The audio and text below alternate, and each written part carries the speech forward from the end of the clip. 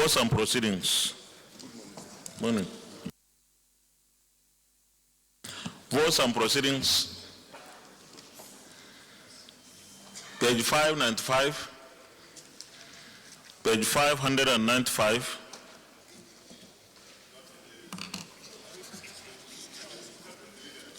Page 596.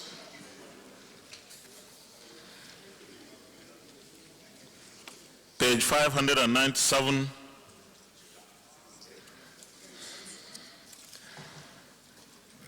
Page 598.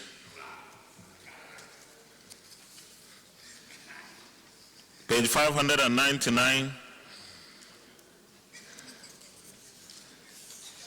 Page 600. Page 601. Page 602.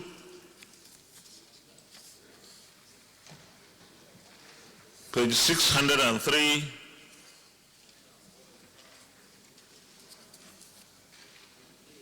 Page 604.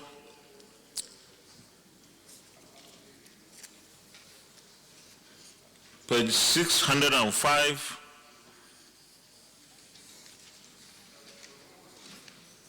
Page 606.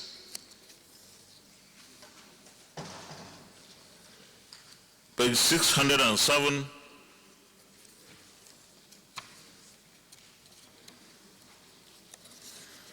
Page 608.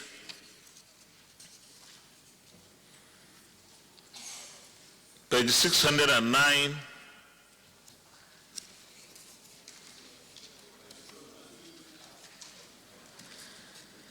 Page 610. Page 611. Page 612. Page 613. Page 614. Page 615. Page 616.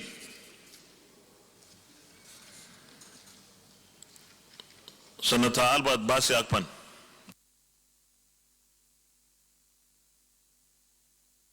Thank you, Mr. President. My distinguished and respected colleagues, Senator Albert Basi Akpan, Akwa Ibom Northeast. Mr. President, I rise to move that the vote and proceedings of Wednesday, December 11, 2019 be approved. I so move, Mr. President. Senator Ibrahim Yahya Oluragbe. Thank you, Mr. President. Ibrahim Oluragbe is my name, representing Kwara Central. I rise to second the motion that the vote and proceedings of Wednesday, 11 December 2019 be adopted. Be approved. Thank you. Thank you. Distinguished colleagues, those in favor that the votes and proceedings of Wednesday, 11th December 2019 be approved, say aye. Those against, say nay. The ayes have it. The votes and proceedings of Wednesday, 11th December 2019 is hereby approved.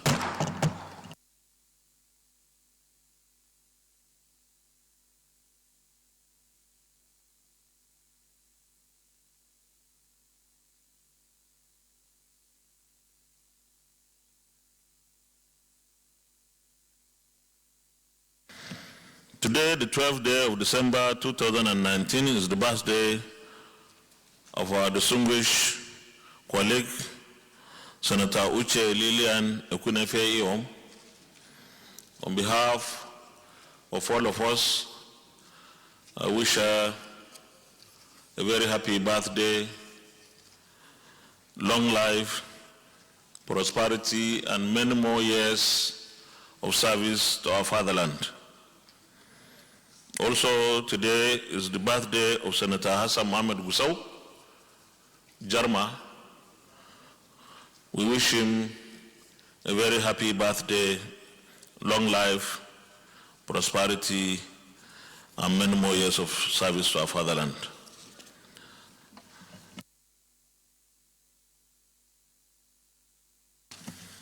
I wish to acknowledge the presence of staff and students of Richland Academy, Dawaki District, Abuja, who are here in the gallery to observe the Senate proceedings. You are welcome.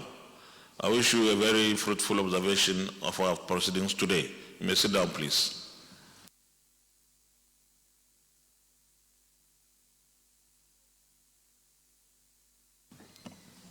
Petitions.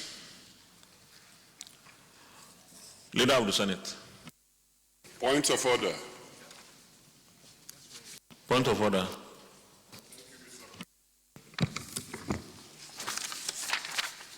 I want to appoint the Senate to Order 42 and 52. With your kind permission, Mr. President, I read. Okay, you may read, please.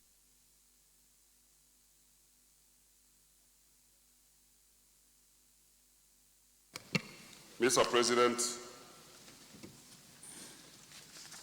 the matter for discussion shall, if possible, be referred to the President of the Senate before the commencement of the day's sitting. And the President of the Senate shall refuse to allow the claim unless he satisfies the matter is definite and urgent. 52, notice shall not be dispensed within the case of a motion or in respect of any other proceeding for which notice is required, except with the consent of the President of the Senate and general assent of the senators present. Mr. President, today is International Universal Health Coverage Day, 12 December, and it's marked worldwide, and that's what I want to present a motion for this Senate to join the world in marking this very important and remarkable day. Mr. President. Well, if all you wanted to do was to get her, you would have come under 43. But I will still put the question, and of course, you have my endorsement, but you need the endorsement of at least 1/5 of senators here, and I will lobby for you.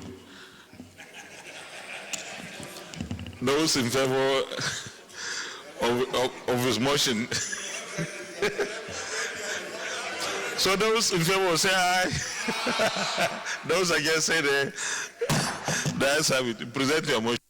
Thank you, Mr. President, for lobbying for me and distinguished colleagues. Thanks for following suit. Thank you so much, sir. Motion on the 2019 International Universal Health Coverage Day with the theme, Keep the Promise. This Senate observes that the United Nations General Assembly on 12 December 2012 endorsed a resolution urging countries to accelerate progress towards universal health coverage, UHC, with emphasis on the idea that everyone everywhere should have access to quality, affordable health care as an essential priority for international development. However, it was on 12 December 2017 that the United Nations proclaimed 12 December as International Universal Health Coverage Day, UHC Day, by resolution 72/138. This Senate informed that following the United Nations high-level meeting on universal health coverage on 23 September 2019, world leaders endorsed the most ambitious and comprehensive political declaration on health in history with a theme for the 2019 International Universal Health Coverage Day campaign as Keep the Promise. Accordingly, governments, international organizations, the private sector, academia, and media are encouraged to use this year's theme to keep holding leaders, our health systems, and ourselves accountable to the promise of health for all. This Senate is aware that each year on December 12th, universal health coverage advocates raise their voices to share the stories of the millions of people still waiting for health, champion what have been achieved so far, call on leaders to make bigger and smarter investments in health, and encourage diverse groups to to make commitments to help move the world closer to UHC by 2030. This Senate recognizes that the goal of UHC is to ensure that all people, no matter who they are or where they live, should be able to obtain the health services they need without suffering financial hardship when paying for them. And this requires, one, a strong, efficient, well-run health systems. Two, a system for financing health services. Three, access to essential medicines and technologies. And four, and finally, a sufficient capacity of well-trained, motivated health workers. This Senate knows that the International Day, such as this UHC International Day, are occasions to educate the public on issues of concern, to mobilize political will, resources to address global problems, and to celebrate and reinforce achievements of humanity, bearing in mind that the existence of international days predates the establishment of United Nations, but the UN has embraced them as a powerful advocacy tool. This Senate, mindful that in the last United Nations September 2019 meeting, attended by all member states leaders, inclusive of President Muhammad Buhari, UN member states, particularly and emphatically, recognize the importance of primary health care as a cornerstone of a sustainable health system for universal health coverage and health-related sustainable development goals. And this falls in line with the present commitment of the leadership in Nigeria. Accordingly, this Senate resolves, one, to urge the federal government to consider removing health and education from the yearly budget ceilings of the Budget and Planning Ministry if we are to cover appreciable mileage in the race to accomplishing universal health coverage by 2030. Two, this Senate bear in mind that since the universal health coverage attainment by year 2030 is anchored on effective primary health care delivery, it presupposes that if we want quality health personnel to reside in the rural areas, that government at all levels must of necessity have in place basic infrastructure such as electricity, potable water, drinkable water, motorable roads, good schools, decent accommodation, and securities in the rural areas. Three, urge the private sector not to leave the funding of Nigeria's health sector to the government alone if the attainment of universal health coverage by 2030 would not be a pipe dream and doomed to failure. Four, urge all states in the Federation that have not yet enacted laws on national health insurance scheme to do so without further delays. And for those that have already done so, but have not yet activated the law for the benefit of our citizens, to go ahead and do it in line with this year's theme of keeping the promise with the people in the actualization of universal health coverage by 2030. Five, urge all states that will be benefiting from basic health care provision fund to first of all lay out a comprehensive work plan for the utilization of the funds that will come to them ahead of anticipated releases. And finally, urge the funds disbursing authorities, the National Health Insurance Scheme, and the National Primary Health Care Development Agency to ensure strict routine monitoring and supervision of funds utilization by the recipient states, and to sanction any defaulting state found wanting. Since at the heart of making a success of the Basic Health Care Provision Fund and universal health coverage is the availability of basic health care to all, wherever they live, without suffering financial hardship. I so move. Senator Ibrahim Yahya Oloragbe, Chairman, Senate Committee on Health. Thank you, Mr. President, distinguished colleague. My name is Ibrahim Yahya Oloragbe. I represent Kwara Central Senatorial District. Mr. President, my highly respected and distinguished colleagues, I rise to support the motion as moved by my colleagues and the Chairman Senate Committee on Primary Health Care, that this Senate do support this motion by joining millions of people of the world to recognize today as a day set aside to remind the world of the fact that health, which is a basic requirement and need of every human being, is still inaccessible to many. And when we talk about universal health coverage, just like the motion stated, it's not merely access to health care, but access to quality health care and also access to such health care without suffering financial catastrophe at the point of need. Mr. President, in addition to the fact presented in the motion, we are aware that in Nigeria, about 70% of the citizens of this country pay from their pockets to seek for health, despite the fact that we know that up to 70% of Nigerians are also poor because they live below $1.5 per day, in which case it means several millions of people in Nigeria are not able to afford and access health as at when needed and as at how it is required. It is therefore necessary for us to use this day to remember what we need to do as a parliament and what our government should do to make to achieve the attainment of that coverage. In addition to what has been said in the motion, Mr. President, we are aware that the Basic Health Provision Fund, as currently provided in the law, is 1% of the Consolidated Revenue Fund of federal government. If health is so important, just like education, it is my submission that we should use this day to advocate for increasing that fund to 2%. Because if education is receiving 2% and we are still not able to achieve, it means we are not paying attention to what is necessary. Also, it is in Abuja in 2001 that this country signed with other African countries that 15% of budget of nations will be allocated to health. The maximum Nigeria has ever been able to achieve is 6.7%. And within this year, it's just about 4.3%. Therefore, it will be necessary if we have to be able to achieve the intent of health coverage for the budget allocation to health to be increased. In addition, Mr. President, the country suffers a lot of manpower deficit in health sector.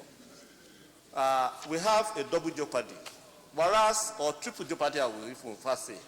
We are not training enough, but those that we train are mal-distributed, and there is distribution both in terms of geography and in terms of location. The urban areas have preponderance of healthcare workers staying there. The rural areas where most of Nigerians live don't have healthcare workers. Now, because they are not enough, the few that we train as well, they go outside the country. If you read the paper today in Daily Trust, there are two publications of what is happening in Oka, where the doctors are on strike now, because in the last 1 year, they said about 50% of doctors in that hospital have relocated outside the country. So therefore, Mr. President, we should use these days to be able to passionately look at the healthcare and be able to add more funds.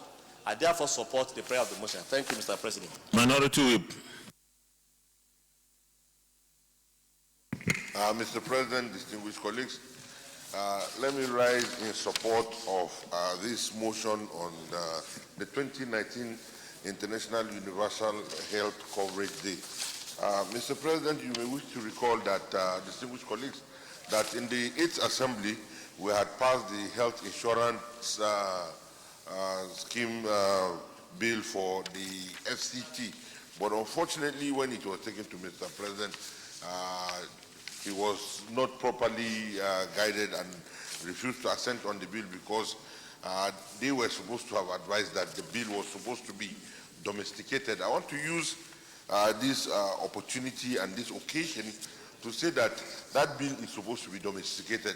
I think day before yesterday, on Tuesday, the bill was brought back on this floor of the Senate because the House of Reps have already passed it, and it requires concurrence from the Senate, which will also be immediately sent to the President. So I want to urge Mr. President to also let Mr. President know that definitely the bill is supposed to be domesticated for the FCT, because the idea is that since the national has a health insurance scheme and FCT is under the national, it should just be for everybody, that is for the FCT inclusive. But no, it's supposed to be domesticated. On this, with these few remarks, I want to congratulate all the health workers on the today being the International Universal Health Coverage Day, and to say I support this because it will go a long way in helping and alleviating the suffering of the people who might not have adequate or money that can take care of their various health needs and issues. With these few remarks, I thank you, Mr. President, for giving me this opportunity. We go to the prayers. Prayer 1. Urge the federal government to consider removing health and education from the early budgetary ceilings of the Budget and Planning Ministry if we are to cover appreciable mileage in the race to accomplishing universal health coverage by 2030. Those in favor of this prayer say aye. Those against say nay. The ayes have it. Prayer 2, bear in mind that since the universal health coverage's attainment by 2030 is anchored on effective primary health care delivery, it presupposes that if we want quality health personnel to reside in the rural areas, that government at all levels must be of necessity have in place basic infrastructure such as electricity, potable water, motorable roads, good schools, decent accommodation and security in the rural areas. Those in favor of this prayer say aye. Those against say nay. The ayes have it. Prayer 3, urge the private sector not to leave the funding of Nigeria's health sector to the government alone if the attainment of universal health coverage by 2030 will not be a pipe dream and doomed to failure. Those in favor of this prayer say aye. Those against say nay. The ayes have it. Prayer 4, urge all states in the Federation that have not yet enacted laws on national health insurance to do so without further delays, and for those that have already done so but have not yet activated the law for the benefit of our citizens to go ahead and do it in line with this year's theme of keeping the promise with people in the actualization of universal health coverage by 2030. Those in favor of this prayer say aye. Those against say nay. The ayes have it. Prayer 5, urge all states that will be benefiting from the Basic Healthcare Provision Fund to first of all lay out a comprehensive work plan for the utilization of the funds that will come to them ahead of anticipated releases. Those in favor of prayer 5 say aye. Those against say nay. The ayes have it. And 6, urge the funds disbursing authorities, the National Health Insurance Scheme and the National Primary Healthcare Development Agency to ensure strict routine monitoring and supervision of funds utilization by the recipient states and to sanction any defaulting state found wanting, since at the heart of making a success of the Basic Healthcare Provision Fund and the universal healthcare coverage is the availability of basic healthcare to all, wherever they live, without suffering financial hardship. Those in favor of prayer 6 say aye. Those against say nay. The ayes have it. Thank you very much, distinguished colleagues. Leader of the Senate. Point of order. Senator Payne. Mr. President, very distinguished colleagues, I'm Michael Okweyemi Bamidele. I represent Ekiti Central Senatorial District. Mr. President, I come under Order 43. Personal explanation. Mr. President, if I have your permission, I'd like to read. Go ahead, please.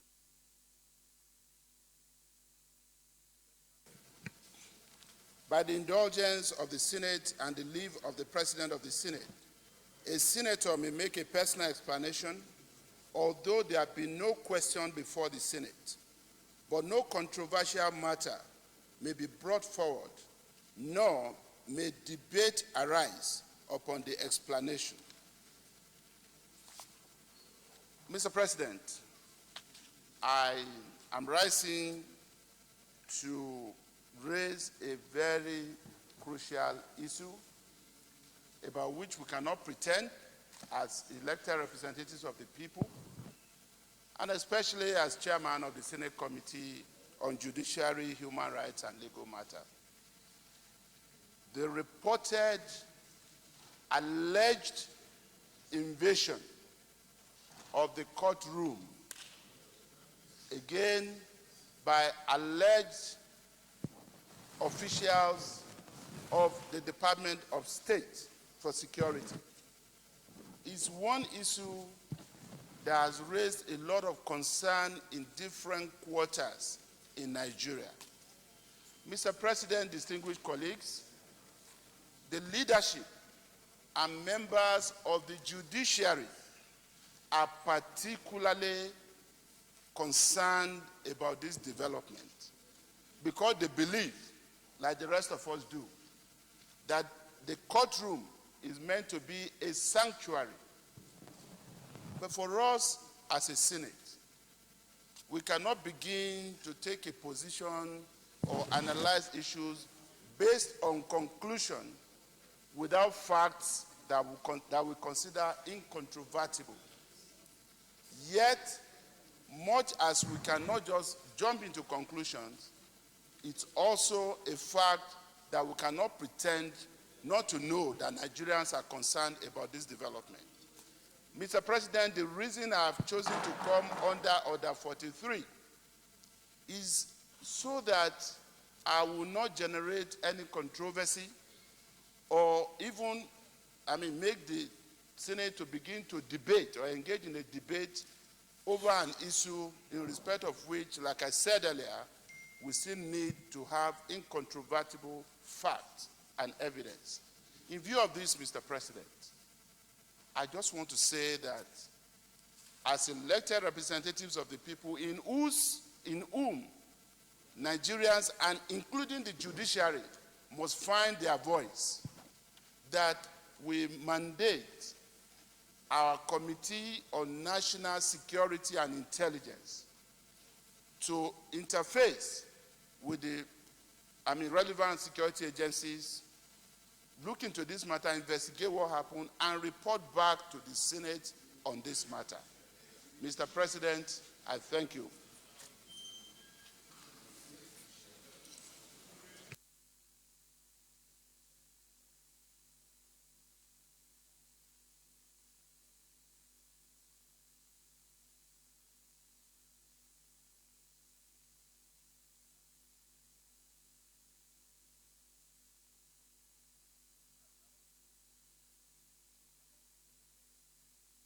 Distinguished colleagues, you know Order 43 does not allow for any debate. And since this is a matter that affects the judiciary, we would rather mandate your committee to find out what happened instead of opening up some kind of this thing. So I would suggest that our committee on judiciary legal matters investigates, finds out what actually happened, and then report back to us in 1 week. Leader of the Senate. Thank you, Mr. President. Mr. President and my respected colleagues, the first business of the day is the presentation of a bill standing in the name of the leader on the Federal Polytechnic Quality Establishment ETC Bill 2019. Mr. President, I move that this bill be stood down. Minority Leader.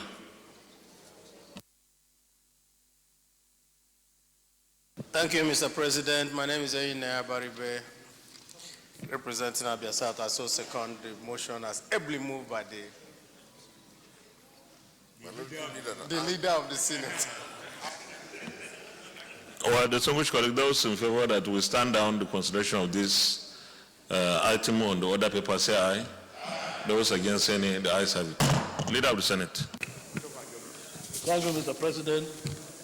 Mr. President and my respected colleagues, the second business of the day is the presentation of a bill standing in the name of Senator Uba Ifeanyi on the Institute of Rice Research and Development Bill 2019.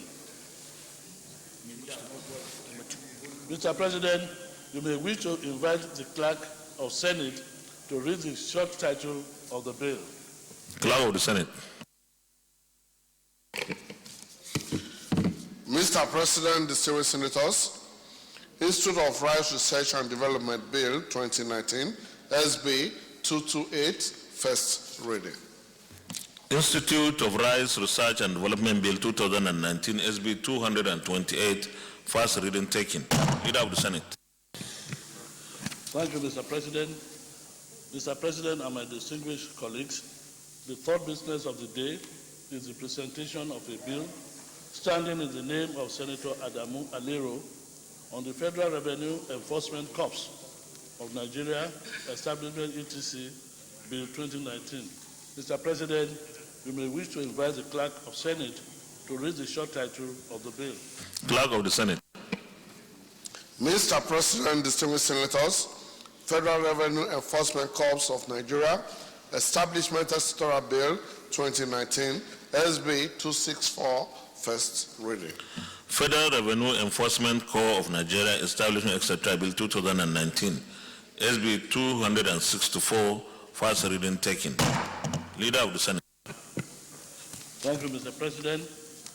Mr. President and my respected colleagues, the fourth business of the day is the presentation of a bill standing in the name of Senator Eyakeyi Akon Etim on the University of Maritime Studies Oron Establishment ETC Bill 2019. Mr. President, you may wish to invite the Clerk of Senate to read the short title of the bill. Clerk of the Senate. Mr. President, distinguished senators, University of Maritime Studies Oron Establishment Etc. Bill 2019, SB 265, first reading. University of Maritime Studies Oron Establishment Etc. Bill 2019, SB 265, first reading taken. Leader of the Senate. Thank you, Mr. President. Mr. President and my respected colleagues, the fourth business of the day is the presentation of a bill standing in the name of Senator Odebiri Tolulope Akinremi on the National Institute for Border Studies Imeko, Establishment ETC Bill 2019. Mr. President, you may wish to invite the Clerk of Senate to read the short title of the bill. Clerk of the Senate.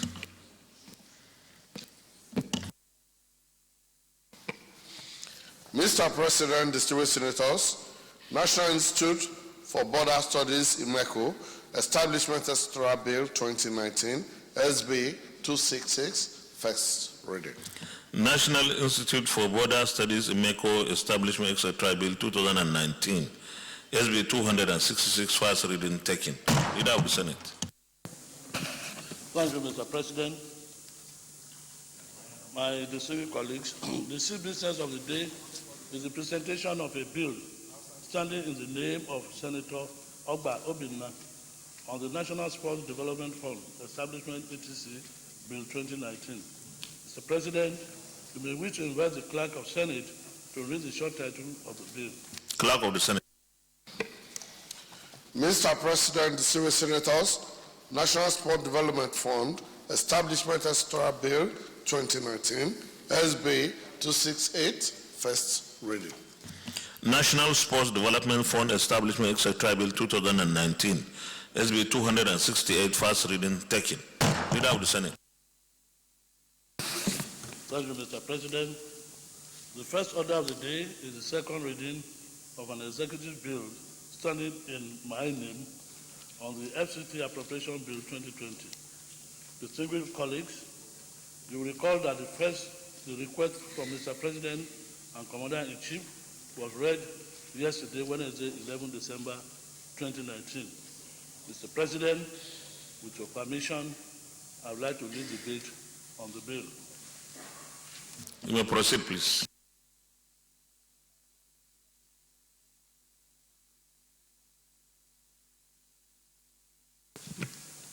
Mr. President and distinguished colleagues, thank you for the opportunity to lead the debate on the general principles of the FCT Statutory Appropriation Bill 2020. The bill, by virtue of the communication from the President, is deemed to have been read the first time on Wednesday, 11 December 2019. The 2020 FCT Statutory Appropriation Bill seeks to authorize the issue from the Federal Capital Territory Administration Consolidated Revenue Fund or the Federal Capital Territory Administration account the total sum of $232,895,365,947 naira only, but out of which the sum of 53,876,241,095 naira only is for personnel costs, and the sum of 7,070,343,435 naira only is for the overhead costs, while the balance of 121,928,417 naira only is for capital projects for the service of the Federal Capital Authority, Abuja, for the financial year commencing from 1st January and ending 31st December 2020. In the 2019 fiscal year, the FCT administration received an appropriation of 243,374,511,077 naira only as a statutory budget.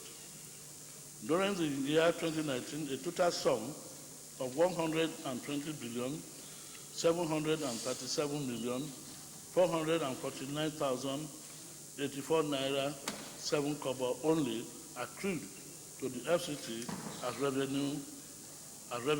This shows 50% level of performance. The breakdown of 2019 expenditure shows that the sum of 41,999,045,982 naira 1 kobo only was spent on personnel costs, representing 76%. The sum of 32,445,971,579 naira only was expended on overhead costs, representing 56% of the sum of 46,292,431,523 naira 9 kobo only was expended on capital projects, representing 35%. The thrust of the FCT 2020 statutory budget is to ensure an effective service-oriented administration in order to ensure completion of ongoing projects and the provision of effective services to the residents of the FCT.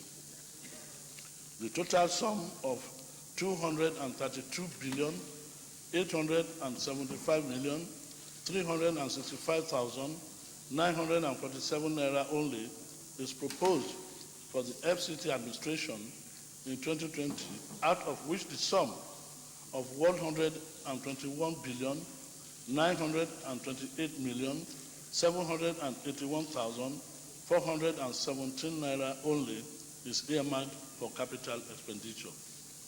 The highlights of the critical projects of the to be executed by the FCDA in year 2020 are as follows. 1. The sum of 6.3 billion is proposed for the provision of infrastructural facilities to districts and road construction in Jahi, Uye, and Kamu. 2. 1.5 billion is proposed for the reconstruction and dualization of Lower Usman Dam, Gurara Road. 3. 500 million is earmarked for the provision of access road to Kabusa Garden. 4. The sum of 3.5 billion is proposed as counterpart funding for Greater Abuja water supply. 5. 1.3 billion is proposed for completion of roads B6, B12, and Circle Road, Abuja Central area. 6. 1 billion is proposed for construction of Cultural Center and Millennium Tower. 7.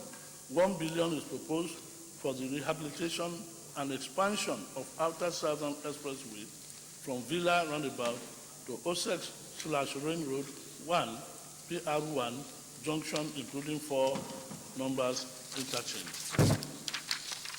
Mr. President, in order to decongest the Abuja City Center, the sum of 33 billion is proposed for SGDD for the year 2020 for its capital projects.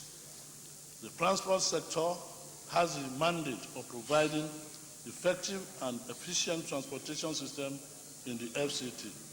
The proposal of the sum of 11.5 billion is for capital projects. Key among these projects is the rail project with a proposed allocation of the sum of 9 billion in 2020 fiscal year. Other important projects under this sector include mass transit operation, which includes provision of transit way, lay-bys, bus shelter, BRT lane, etc. 2, traffic management operations, accident reduction, safety and enforcement. And 3, transport data management. Mr. President, the sum of 2.7 billion is proposed for capital projects for the Education Secretariat in the 2020 fiscal year. Critical among the projects are: 1, completion of existing structures at Maitama Model School; 2, provision of additional schools, classrooms, rehabilitation and expansion of existing ones; and 3, construction of zonal educational offices, teachers and development center, etc. Mr. President, the FCT Health Secretariat has a proposal of the sum of 1.93 billion for capital expenditure to complete critical ongoing projects. The total sum of 2.9 billion is earmarked for the capital expenditure to complete ongoing projects, thereby enhancing food security in the FCT. The proposal is targeted towards: 1, procurement and distribution of farming inputs; 2, addressing the Global Food Crisis Initiative; 3, provision of buffer stock program. The total sum of 1.53 billion is proposed as capital expenditure to enhance water supply in the FCT. It is worthy of note, Mr. President, that investment in water supply in FCT is mostly reflected in the FCT National Priority Project. The AEPB is charged with the responsibility of ensuring and maintaining a clean and healthy environment for inhabitants of the FCT.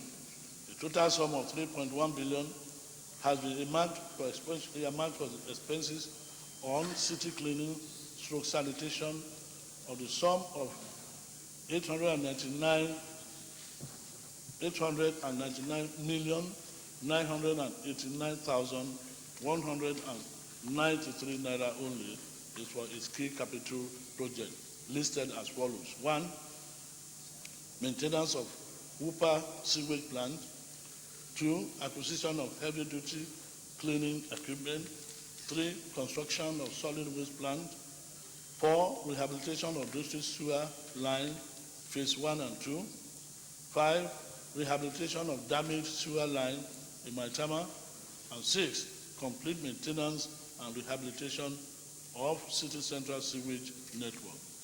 Mr. President, distinguished colleagues, considering the dwindling funding from the statutory revenue allocation to FCT, emphasis has been placed on the completion of ongoing projects, particularly those with high impact on the provision of services and infrastructures to the residents of the FCD. However, a few new projects that are considered absolutely necessary have been included in the budget proposal.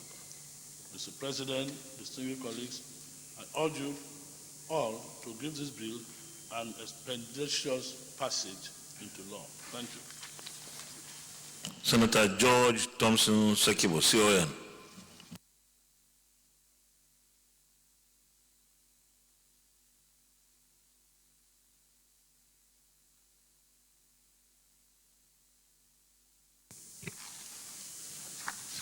Mr. Senior President and my distinguished colleagues, I am Senator George Thompson Sekibo. I represent the Rivers East Senatorial District. Mr. President, I rise to second the debate of the appropriation bill for the FCT. In doing so, I want to make one or two comments. First, I agree with them on the proposals made. 52% of the entire money for capital project. That means that those of us who are staying in the capital territory, we will have a feeling that there is a budget. 22% for personnel cost and about 24% for overhead. This is a very good distribution, even though we will pray that they make more money and increase the capital provision to something much more than this one. Then the other question comes. In 2019, the Appropriation Act provided 243 billion, and they were able to generate only 120 billion, showing about 50% performance level. That is fairly too low. I believe that they can work hard, apart from money received from the Federation account, and raise their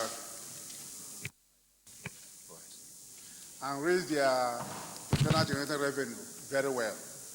If they do so, I believe they may get much more money than what. But I have a fundamental issue. The fundamental issue I will generate from sections of the Constitution. Mr. President, from section 121 and section 299. I will not read them.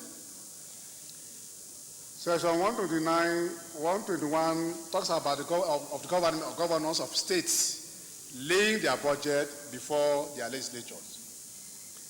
299 states that the FCT is an equivalent of a state.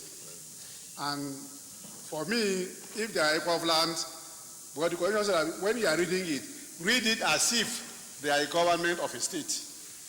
I believe that we should have the opportunity of the budget of the FCT to be laid before us appropriately. Appropriately because not just sending the act to us. When the president laid his appropriation act, there's a preamble to it where he told us what had been achieved in the year before, and then tells us what is going to be achieved in the next year, and give us the various parameters of how those ones could be achieved. In the other year too, he also mentioned why this and this could not be achieved because of obvious reasons or such reasons. Now I believe that that is a deprivation of our own right as a legislature for the Federal Capital Territory. For me, we should be able to know this 50% achievement in the performance level. What and what did they do? What did they achieve with this money? Now, this one is not there, and we cannot ask any person. I know some details may be submitted to the committee of FCT, and that means that out of 109 senators, including Your Excellency, maybe 10 of these senators may be privy to know the achievement level. So if someone asks me, as a senator, what was the achievement level of FCT in 2019? I don't know, and I cannot give any response. I believe that is a major lapse. That does not affect the budget we are studying now, but I believe that as a legislature, we should think about a better way and a proper way of handling it, so that each time we are debating on the FCT bill, we should be able to know the money we appropriated to them for 2019. How was it effectively used? What and what did they achieve with that one? That one is blank to us. We don't see it. And I believe that it is very important. The last issue I want to mention is that they are doing very well. FCT is doing very well. Now, we should be able to know, for instance, their internally generated revenue. How much did they get? What did they get? Is this 50% only the contribution from FAC, or is also money that they generated internally? If they come and give us a broad report of their performance and the budget, they'll be able to highlight all these ones to us. Then we know that the FCT is doing very well, or maybe just over depending on the allocation from the FAC. Then finally, when you are developing a new city, you develop it, the radius goes down. But if you observe something, immediately you go out of the main FCT environment, the structures, the facilities they have, don't look as if those are part of the Federal Capital Territory. As they are developing and building bridges where there are no water, they should also help to be sure that those immediate catchment areas outside the main catchment area of the territory should also be developed side by side, so that if you don't want to stay in Abuja, I want to make a tree up to somewhere, yes, you can just go at the outskirts and stay at somewhere. But now the comparison of the outskirts and the main town, there is too much gap. With this such statement, I urge that the Senate support the reading of this one for the second time. Thank you, Mr. Senate President. Senator Barrow Jibrin. Thank you, Mr. President. Senator Barrow Jibrin, Kaduna North. Mr. President, I stand to commend the FCT administration for making these wonderful budget proposal. Number one, I want to say it is highly development-oriented. Last year, we spent 46 billion in capital development, and this year, the proposal is to spend 120 billion naira, which is about 3 times what was spent last year. This is welcome for anybody. And besides that, it's over and above 50% of the total amount to be spent this year. I mean the capital side of the budget. This year is 120 billion out of the 232 billion in the total spending proposal of the FCT. So when you look at the budget of several states and entities all over the world, not only in Nigeria, is something that is commendable, because the highest percentage of the money is going for capital development. And I want to say that I'm also delighted that the administration is looking towards means of enhancing its revenue earning arrangement by going into areas of tourism, the Millennium Tower, and the Cultural Center. These are areas that, when they are fully developed, they will enhance its revenue. And we've been saying it. I've been saying, I had the cause to discuss with the chairman, that we have tourist potentials in Abuja, and we need to develop them. When you look at cities, look at, for instance, look at London. The money that London is getting through tourism is something that, when one looks at it, is something that is very big, and it's helping that city and the entire United Kingdom. So we need to harness the tourism potentials of Abuja. They are remaining untapped. I discussed with him about the Jabi Lake. It's an area, when fully developed, we see what what we see by the time anytime we go out of this country, like when you go to Istanbul, look at how lakes are well developed, and tourists go there to enjoy themselves, and it boosts the economic activities of those areas. And those cities make money from those tourist attractions. So we need to develop these tourist potentials that that we see here in Abuja remaining untapped. And I want to say that also that the FCT administration is now doing well compared to what it was, how it was performing before. Before, you could see that the street lights were not working, but now the street light, I was one of those that were strong critics of the FCT minister, but now he has woken up and is doing well. So I wanted to continue on this trajectory. Let the street light work more. The transportation system is being rearranged. We see what is happening now. The police are everywhere. arresting those who are not going in conformity with the current arrangement in the city. So let them do more. We commend them. I commend them. Before I was not happy, but now, they need to be commended. So let them do more with this proposal to make sure they transform this city, which is one of the symbols of our national sovereignty. Senator Ishasu, you raised your hand. I wrote your name when you were walking out. You are next.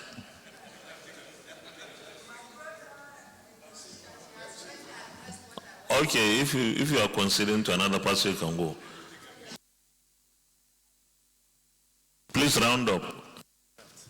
So I want to commend the minister. Let him do more. These BRT buses should be brought in. RFI did that, and he beautified this city when he was the minister. So I think we need to toe that line so that we don't have the rickety taxes, around Abuja. It's our pride. It's highly commendable, and I want to advise the minister to continue this trajectory so that Abuja can be fully transformed and we all enjoy from it. The way we go out to other countries, enjoying other cities, we should enjoy in our own life. We should enjoy our city. It's a pride of our nation. I say submit. Senator Aisha to Dairo Ahmed. Thank you, Mr. President, distinguished colleagues. Aisha Dairo Ahmed Binani, representing Adamawa Central. Mr. President, as I said earlier, all what I wanted to say, my brother, Senator Jibril Barrow, has already said so, and I totally align with him, and I want to appeal with my colleagues to give it more time, pass this budget, and we'll certainly see more changes from the Minister of FCT. We all know that 2019 was really, really not a good year for all the MDAs. We all knew that. There is very little that any MDA can boast of when it comes to achievement. So also with the FCT. But I'm sure with the passage of this budget, we will certainly see much difference this time around. Thank you very much. That's Adamawa solidarity. Senator Solomon Adiola Olamileko. Mr. President, very distinguished colleague, Adiola Solomon Olamileko, representing Lagos West in the Senate of the Federal Republic of Nigeria. Mr. President, let me start by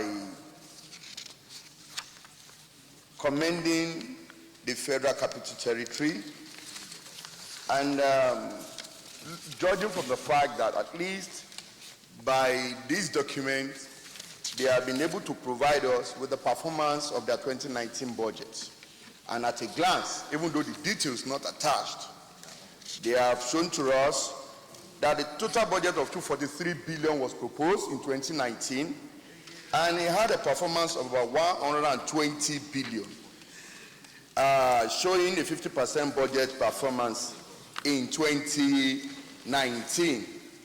And the surplus resulting from this, if you look at what the revenue of 120 and expenditure of about 118 or 17 billion, a surplus of 3 billion naira was reported by virtue of the 2019 budget performance. Mr. President, regarding 2020 moving forward, one area I want us to emphasize from the revenue point of view is the Federal Capital Territory should do more in the area of revenue generation. They should try as much as possible to put every mechanism in place to ensure that areas yet untapped in terms of revenue derivation, they should please go ahead and unlock it. Federal Capital Territory deserve more because this is the capital city of the Federal Republic of Nigeria. And we want anything that we will do within the confines of the law to ensure the share of this revenue must be put in place. Secondly, in this area of expenditure, other critical sector as contained in this document, we want more emphasis in terms of funding to go into it. For instance, in the capital expenditure of the education sector and the health sector, is a sum of 2.7 billion and 1.93 billion for the year for Federal Capital Territory. It is too small. This is one area I want the committee to critically look into while considering this budget. What make up this expenditure? Because I know the primary healthcare system alone, not to talk less of the National Hospital and the General Hospital across the Federal Capital Territory, needs attention. Also in the education sector, there are schools that need to be repaired and even constructed across the length and breadth of the capital. So this pantry sum of 2.7, 1.93, and also the agri sector of 2.9 billion, all these are areas I want the committee to focus more on and work so hard to ensure that funds are made available to this sector so that at least the Federal Capital Territory can at least be seen to have done well in this sector. Also the water supply. A lot needs to be done in this regard as a result of shortfall in water supply as far as Federal Capital is concerned. Decongesting the capital city center, a sum of 33 billion has been provided for in trying to decongest the city center. This is another very important area which I know the FCT is doing everything it can within its ambit to ensure that new satellite towns are built across the Federal Capital Territory. This one area I believe focus and emphasis should be played upon so that going forward, Abuja can have its rightful place of being among the community of states as far as Federal Capital is concerned. I haven't said this, Mr. President, very distinguished colleague. I want to say that the document before us is still to be committed to the Committee on FCT to look into and work on by looking into the details that is contained in each of the items that have been given to us in a summarized form. And I know by the time the committee is returning this document to us, justice will have been done to it, and we will have a budget that is all-encompassing that will serve the people of the Federal Capital Territory and beyond. Thank you, Mr. President. Senator James Ebio, Manager. Thank you, Mr. President. My highly respected colleagues, James Ebio, Manager, Delta South, CON. Mr. President, first, I want to commend the FCT administration for this feat that they have achieved today, because I think this is the very first time in many years that this budget is coming so early. And I do know Smart Adeyemi was once chairman of this committee in this Senate, and the senator representing the FCT was chairman of this committee in the House at the time. And they know that I'm telling the truth. And this Senate, this particular budget had come sometimes in June for the other year, sometimes in May for the other year. But this one is the earliest. And Mr. President, you must see this as one of your achievements, because the federal budget has taken the lead. And therefore, all other agencies of government, including the FCT, is now taking the clue, which is very, very significant. It does that we have only one week left to go on Christmas recess, and that will be the end of the year. Otherwise, it would have been better if we can consider this budget and pass it in line with the provisions of the Constitution.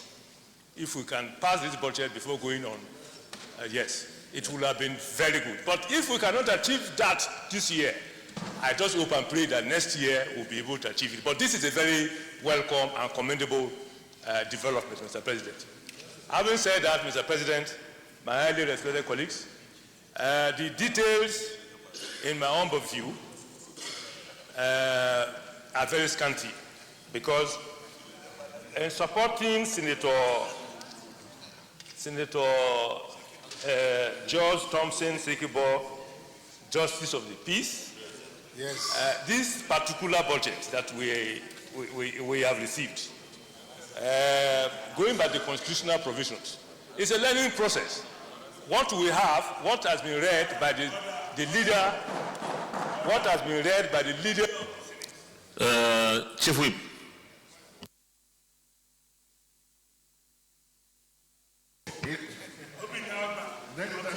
Next time we have to do voice test. Order! Can see the difference. We have to do voice test next time.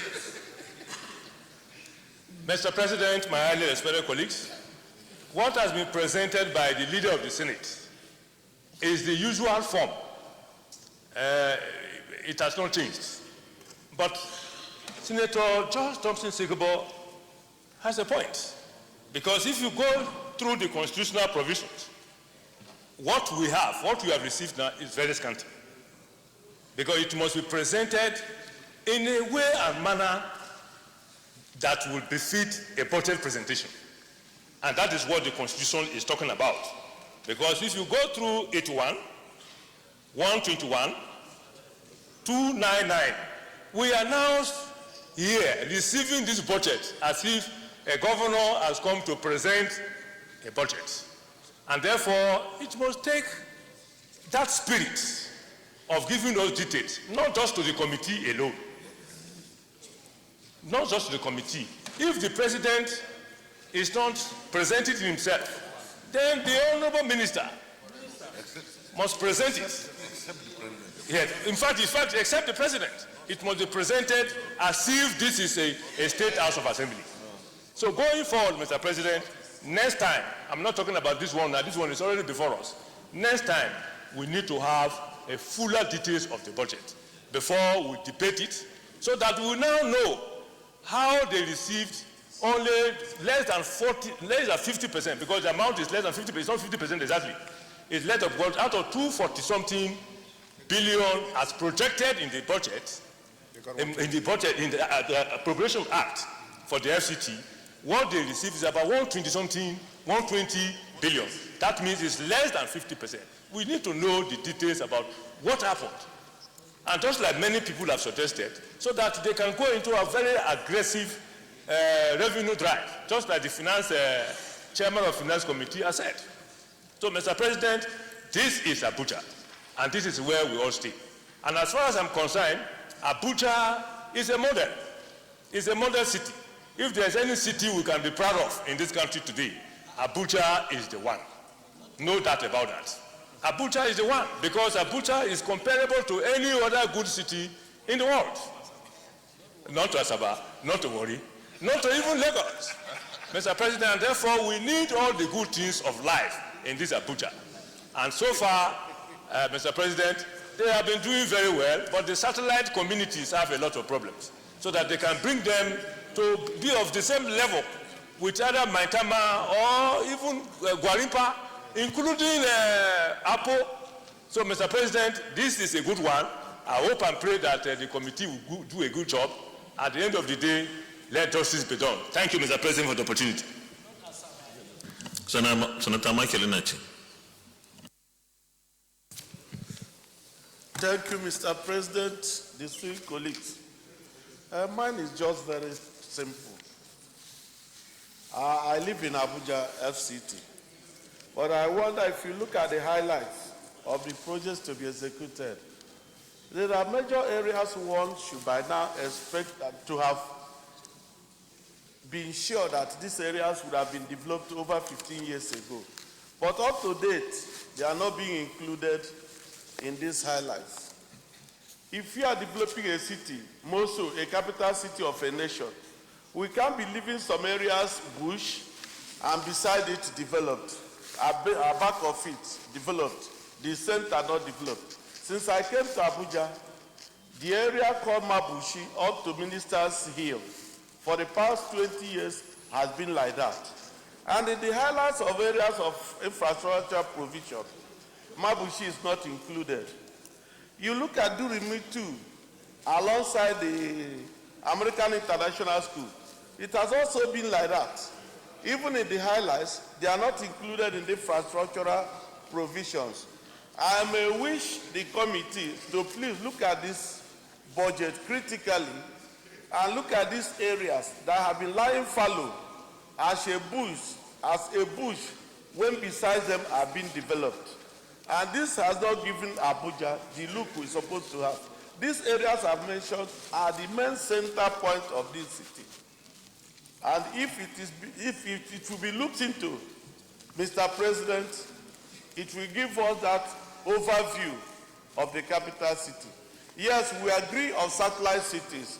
It's supposed to be developed to decongest the city.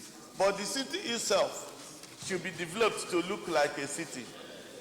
So this is a good budget.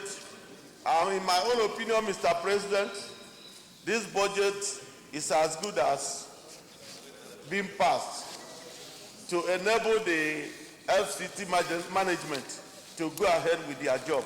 But let the committee look into these two areas I have mentioned. Thank you, Mr. President. Senator Ahmed.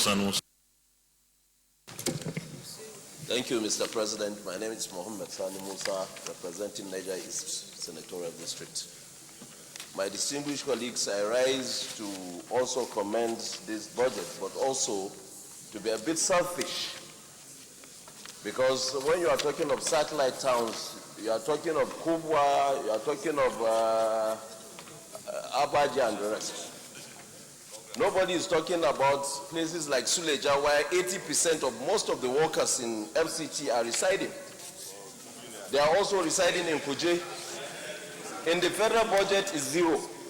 In FCT budget is zero. Nothing is done to augment what these people are, the kind of pressure they are putting on satellite cities like Suleja, which is next door to FCT. Usually, before now, in the budget, they used to put something for Suleja. Nothing is there. And the pressure is on Niger State government.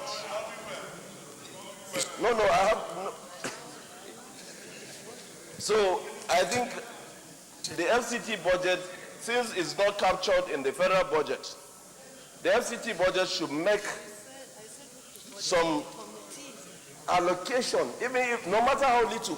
The children are schooling in Suleja.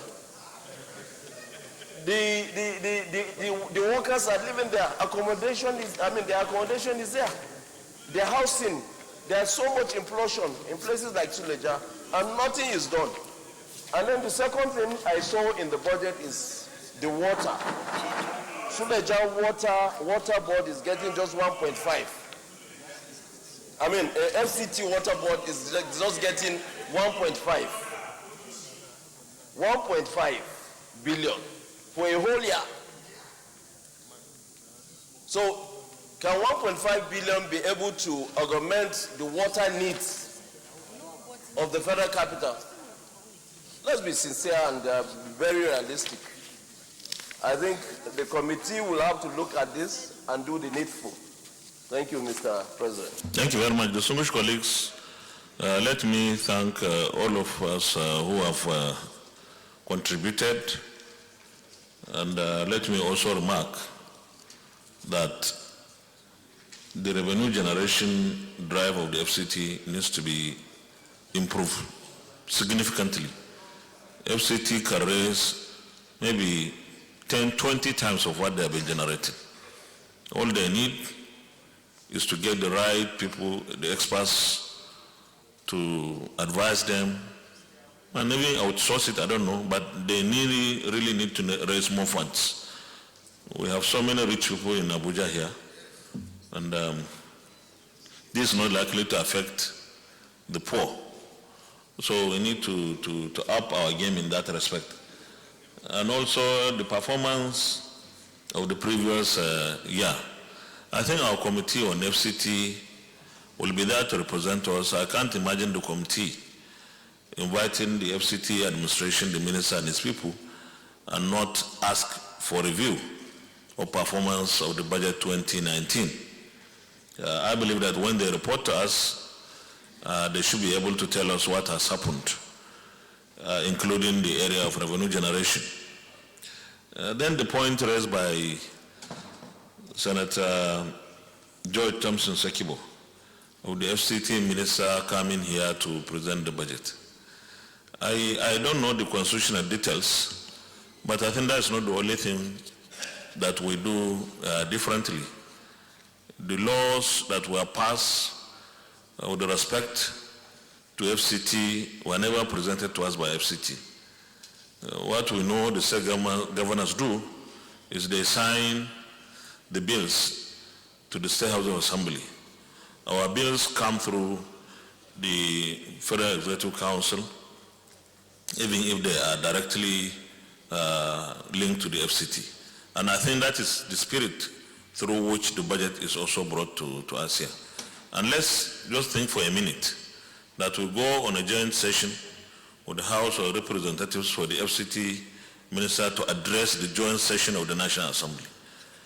I don't know, because that is what it is going to amount to. So I want us to think deeply about this. With this, I want to also ask whether we had so much provision in the national priority budget of the FCT for security. That's why we don't have anything here, because I've not seen anything for security in this document. And I'm worried, because I believe that the security situation in the FCT, not necessarily inside the federal capital itself, but the satellite towns where people have been kidnapped, including one of our royal fathers, a ransom had to be paid. I believe that we need to look into that. Definitely the security situation needs some attention from us. Even if there's no provision, we should be able to prioritize and see which other subheads we can take money from to provide for the security.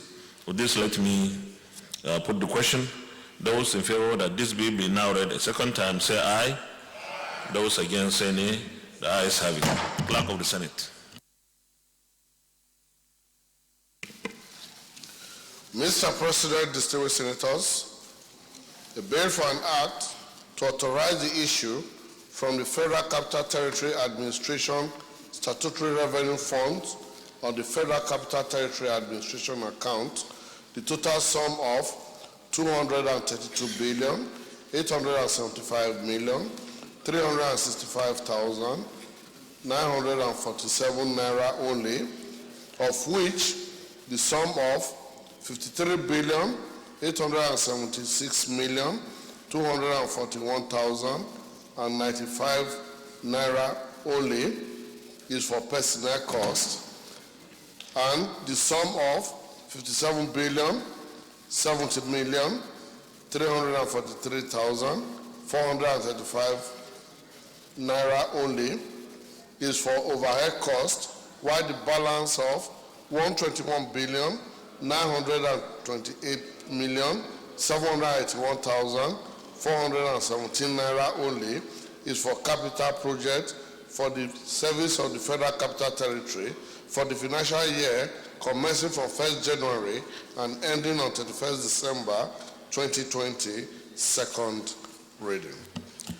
A bill for an act to authorize the issue from the Federal Capital Territory Administration Statutory Revenue Fund of the Federal Capital Territory Administration account, the total sum of 232,875,365,947 naira only, of which the sum of 53,876,241,099 naira only is for personnel costs, and the sum of 57,070,343,435 naira only is for overhead costs, while the balance of 121,928,781,417 naira only is for capital projects for the service of the Federal Capital Territory, Abuja, for the financial year commencing from 1st January and ending on 31st December 2020, second reading taken. And the bill is referred to the Senate Committee on FCT to return back to the Senate on Wednesday. Thank you very much, distinguished colleagues. And let me assure Senator James Manager that we we have already given our committee on FCT the go ahead to invite the FCT minister and his team, and they will have no weekend from today. In fact, they collected the copy of the budget since yesterday to tell us that they are already at work. Since yesterday when we read it, even before the referral now that we have done.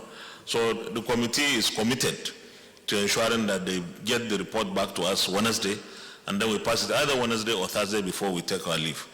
Thank you very much, distinguished colleague. Leader of the Senate. Thank you, Mr. President. The second order of the day is the second reading of the National Health Insurance Commission Bill 2019. My highly respected colleagues will recall that the bill was read the first time in this chamber on Wednesday, 9th of October 2019. Mr. President, you may wish to invite Senator Oloriegbe Yahaya Ibrahim to move the motion for the bill to be read a second time. Senator Ibrahim Yahaya Olorogbe. Thank you, Mr. President. My highly respected and distinguished colleagues, my name is Ibrahim Yahaya Oloriegbe. I represent Kwara Central District. Mr. President, distinguished colleagues, just like it was read by the Senate leader, this bill was read on the floor of this hallowed chamber on the 9th day of October 2019.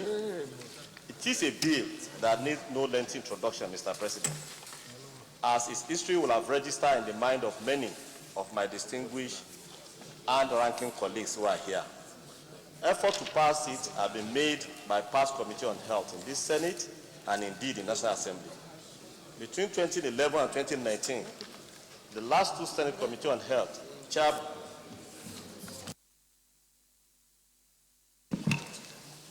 2011 to 2015, and distinguished Senator Dr. Olarewaju Teju-Osho, 2015-2019, worked assiduously for the passage of this bill.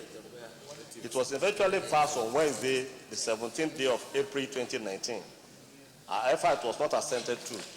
Consequently, the Nigerian health sector suffered some setback, hence the need to represent the bill to this respected Senate. Mr. President, the Nigerian sector is no doubt one of the cardinal sectors whose successful reform will definitely shape the direction and pace of national economic growth and development. However, the sector has witnessed several years of neglect, decay of infrastructure, poor funding, and inappropriate human resource management, coupled with colossal depletion of trained personnel, which is known as brain drain. In 2005, Mr. President, the World Health Organization ranked Nigeria 197 out of 200 countries in life expectancy rate. Life expectancy was a measure of 48 and 50 years for male and female, respectively. The report also placed healthy life expectancy for both sexes at 42 years. In healthy life expectancy estimation, Nigeria only ranked a little above 5 countries who are far poorer than Nigeria. The report further argued that Nigeria accounts for 10% of universal maternal mortality figure, that is, women dying as a result of childbirth, with about 59,000 women dying annually from pregnancy and childbirth. It adds that for every maternal death, 30 others suffer long-term disability, while 40%, which is about 800,000, of global obstetric fistulas occur in Nigeria. Obstetric fistula is leaking of urine by a woman who has undergone some challenges in childbirth. The scary report added that the health condition in this country has been so deplorable because skilled health professionals' delivery is only about 39% of our births. This ugly development took its toll on the life of ordinary Nigerians who could not afford to travel abroad for quality healthcare attention. And this caused an increase in mortality rates and incidences of ill health and general poor indices. A health insurance scheme invariably is the most logical way to bridge this gap. It was in response to this ugly state of affairs that the federal government of Nigeria established the National Health Insurance Scheme to take care of healthcare needs of Nigerians and reduce out-of-pocket health expenses.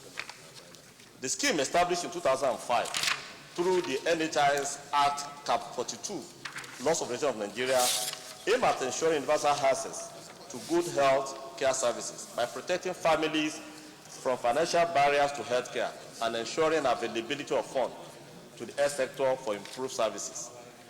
In 2006, the scheme was mandated by the then president to work toward achievement of universal health coverage by the year 2015.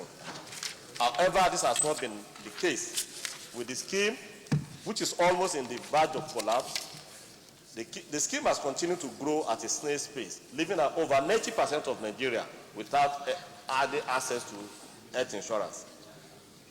Today, there's little or no protection of individuals or families from financial hardship of huge medical bills.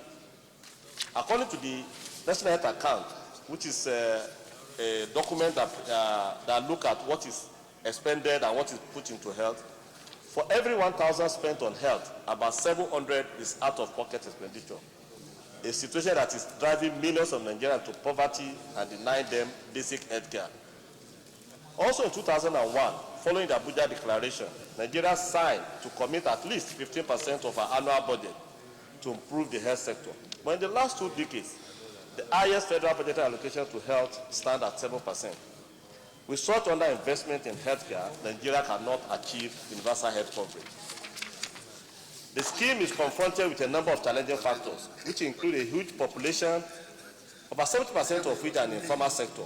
Thus, evolving a health insurance program to cover this population has posed a big challenge to the NHIS since inception. The scheme has been unable to adequately provide social health insurance in the country due to poor budgetary allocation to the scheme, absence of strong and efficient institutional framework to enforce the provision of the Establishment Act, among several inadequacies. The absence of a robust and functional health information system and information technology are part of the problem facing the scheme. More importantly, Mr. President, the Establishing Act of NHIS, that's Cap 42, fails to make health insurance compulsory for employers to buy into the scheme for their staff. There's non-existence of a strong institutional framework to enforce the program, among others. Hence, Mr. President, distinguished colleagues, there's need for urgent and proactive legislative intervention through the improvement of the Enabling Act to rejig the performance of the scheme. It is obvious that unless there's a quick intervention, Nigeria will spend another decade without a change in our health status. It is against this backdrop that the proposed bill become imperative. The key objective of this bill, Mr. President, is to repeal the existing NHIS Act Cap 42, LFN, Law of Federation of Nigeria 2004, and enact the National Health Insurance Commission Act, aimed at ensuring a more effective implementation of the National Health Insurance Policy that will enhance access to healthcare services to all Nigerians, make health insurance compulsory, as well as promote and effectively regulate health insurance scheme in the country. Mr. President, distinguished colleagues, this bill is to repeal, or is proposed to repeal the Act 42, just as I stated earlier. And Section 1 of the bill establishes the National Health Insurance Commission. It has the objective of ensuring the effective implementation of a national health insurance policy that will further improve the access to healthcare services for all Nigerians. Health insurance is about ensuring the pool of funds from different sectors of the economy, with many people contributing while few will fall into access the fund.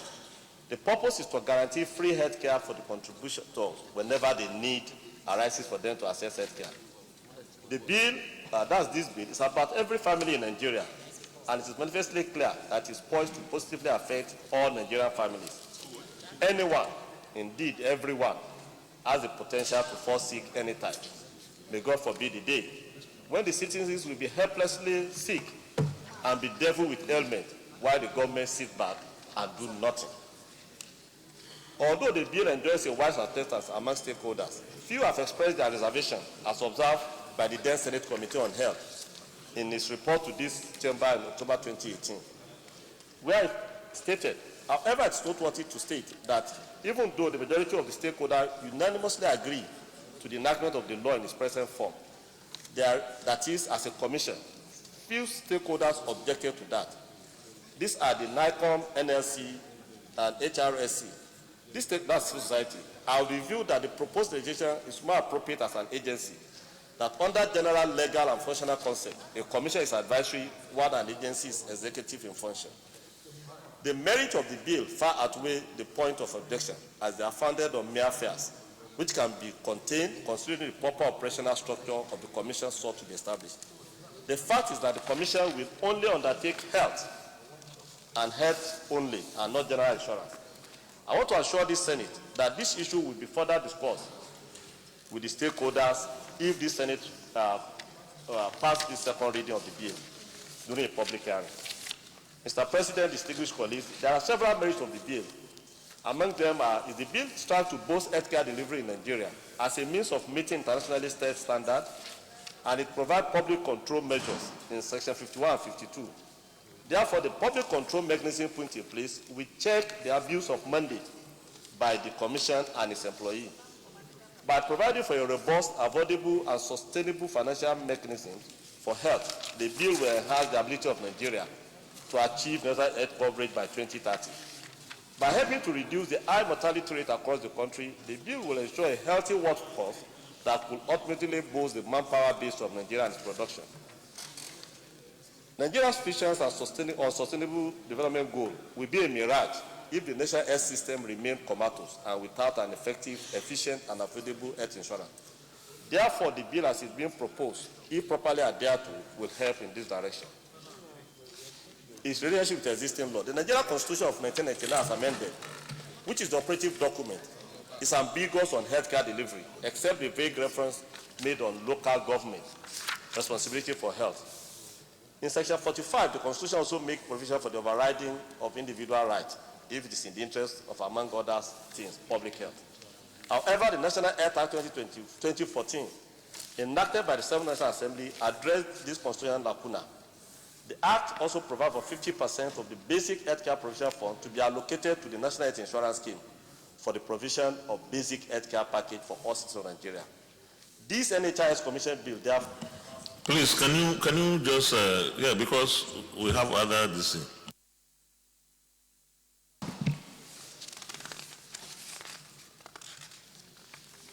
Mr. President, conclusion.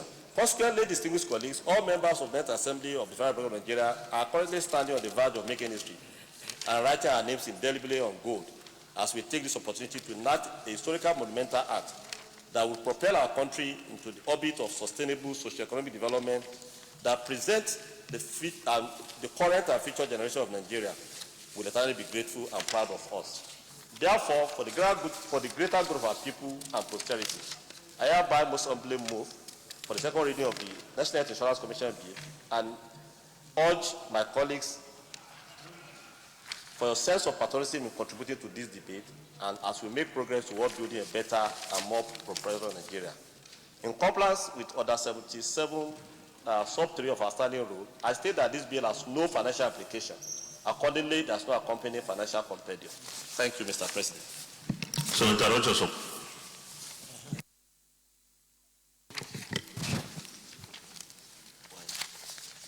Mr. President, I rise to support the second reading of this bill. The importance of this bill at this crucial moment of our nation cannot be overemphasized. We are aware that this country is in dire need of health care, and health care requires huge funding. And the best way to help is through this systematic insurance scheme, through the amendment the Distinguished Senator is seeking. One of the most painful things that one can experience in life is see someone sick and he cannot have or she cannot have access to good medical care. The privileged ones in our society today find their way to India, find their way to other parts of this world to get the better medical care. And while the less privileged ones are here struggling to survive. If we think it is good, I think it's the duty incumbent on us to fix our nation's medicals and health system. So, Mr. President, I will urge my colleagues, distinguished colleagues, to please all rise and support this very great bill that will help to ameliorate the sufferings of the ordinary citizens, especially those who find it difficult to access good medical care. We also in the last budget, we saw that not a lot of money is budgeted. Everywhere in the world now, they try to move up to 15% in their budget. We're still at 6.7. That is not good enough. So I think we should do something and prioritize health in this country, because health is wealth. And a healthy workforce depends on those who get access to good medical care. Thank you, Mr. President. Senator Bikula Musu.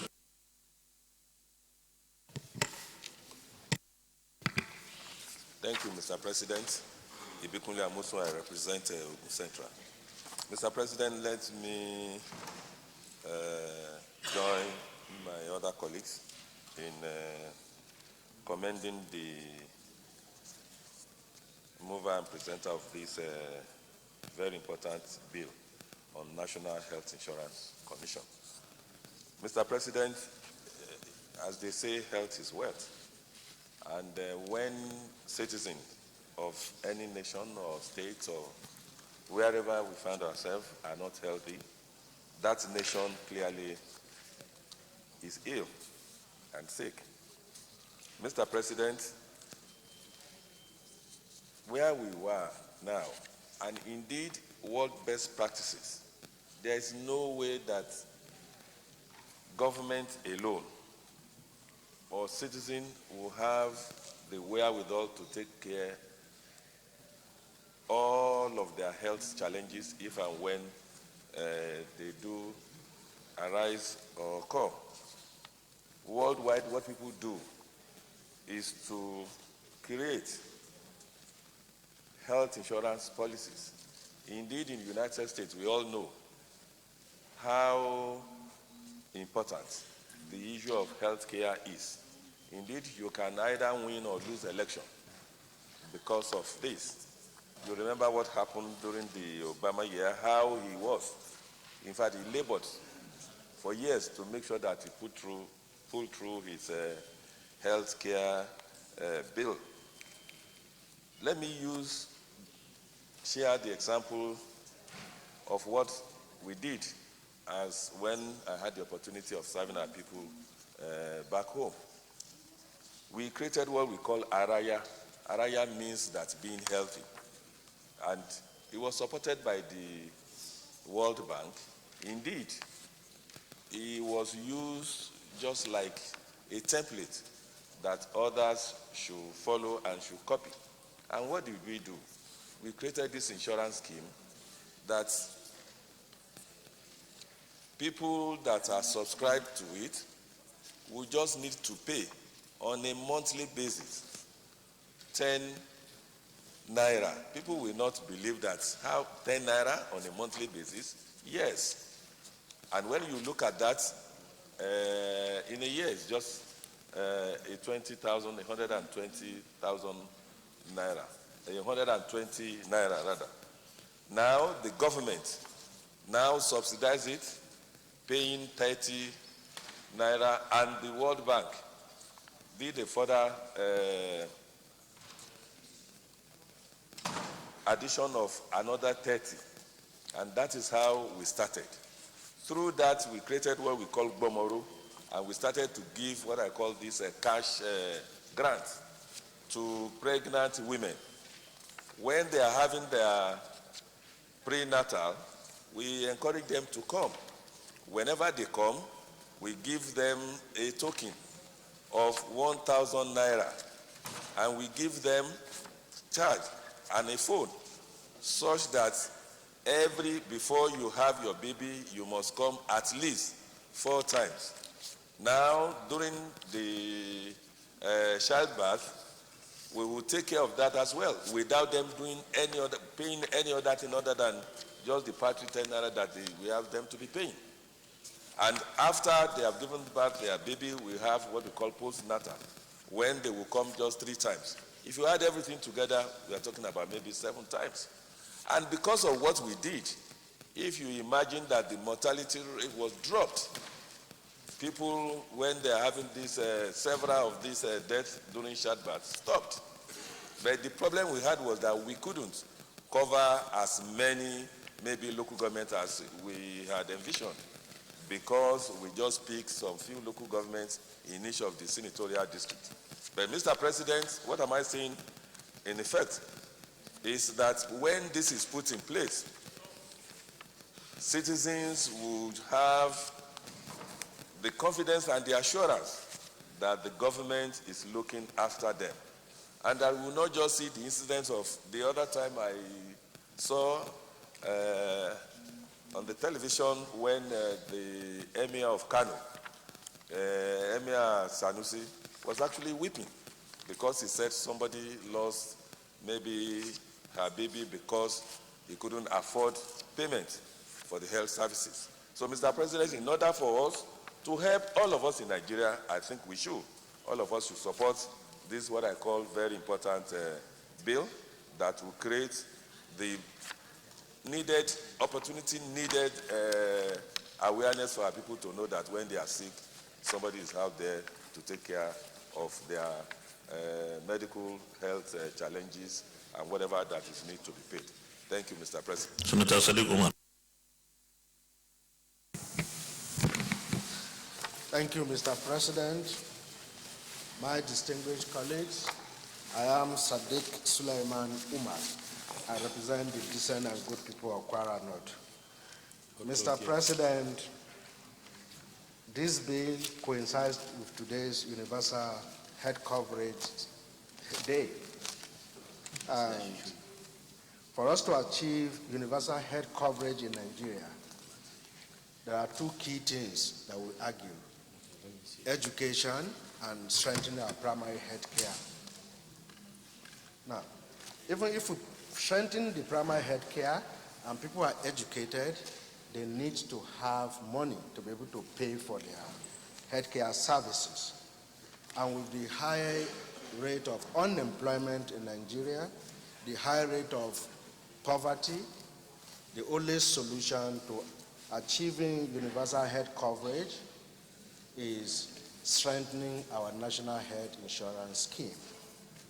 As things stand today, less than 10% of citizens are covered, and implementation is actually even more difficult, despite the Basic Healthcare Provision Fund. This bill, Mr. President, will make the implementation of Basic Healthcare Provision Fund easier. It will give teeth to the National Health Insurance Scheme. And all the country will celebrate all over the world the success of their healthcare delivery lies in their primary healthcare services and an insurance scheme that takes care of the large population of citizens. I therefore urge us, Mr. President, that we take this bill to pass for the second time, because this is what we need at this time that we want to move Nigeria to the next level. Like I keep on saying, that movement is tied to education and health. And incidentally, health comes first. You have to be healthy for you to be productive. I so support the bill, Mr. President. Is there anybody against the bill? Okay, I'll put the question. Those in favor that this bill be now read a second time, say aye. Those against, say nay. The ayes have it. Clerk of the Senate. Mr. President, distinguished senators, a bill for an act to repeal the National Health Insurance Scheme Act, Cap N42, LFN 2004, and to enact the National Health Insurance Commission Bill 2019, second reading. A bill for an act to repeal the National Health Insurance Scheme Act, Cap N42, LFN 2004, and to enact the National Health Insurance Commission Bill 2019, second reading taken, and the bill is referred to the Senate Committee on Health to report back within 4 weeks. Leader of the Senate. Thank you, Mr. President. The third order of the day is the second reading of the Police Act, Cap P19, LFN 2004, Amendment Bill 2019. My highly respected colleagues, you recall that the bill was read for the first time in this chamber on Thursday, 10th of October 2019. Mr. President, you may wish to invite Senator Onyewuchi Ezenwa to move the motion for the bill to be read a second time. Senator Ezenwa Onyewuchi. Thank you, Mr. President, distinguished colleagues. My name is Ezra Francis Onyewuchi. I represent Imo East Senatorial District. Mr. President, my highly respected colleagues, permit me to lead the debate on this very important bill titled the Police Act Amendment Bill 2019. This bill was read for the first time in this hallowed chamber on the 10th of October 2019. Mr. President, my distinguished colleagues, this bill seeks to amend the Police Act Cap P19, Laws of the Federation of Nigeria, 2004, by expunging the gender discriminatory provisions of the regulations 122, 123, 124, and 127. Essentially, this bill seeks to expunge the provisions of Regulation 122, 123, 124, and 127 from the Principal Act for the following reasons. 1. Regulation 122 restricts female police officers assigned to the General Duty Branch of the MPF to telephone, clerical, and office orderly duties. B. Regulation 123 prohibits women police from drilling under arms. C. Regulation 124 mandates female police officers to apply for permission to marry, while the intending fiancé is also investigated for criminal records. It also stipulates that a policewoman who is single at the time of her enlistment must spend 3 years in service before applying for permission to marry. D. Regulation 127 prescribes discriminatory treatment of an unmarried police officer who becomes pregnant. Mr. President, my distinguished colleagues, the Nigerian Police Force, as established in Section 214 of the 1999 Constitution of the Federal Republic of Nigeria, has the mandate to ensure the internal security of the country.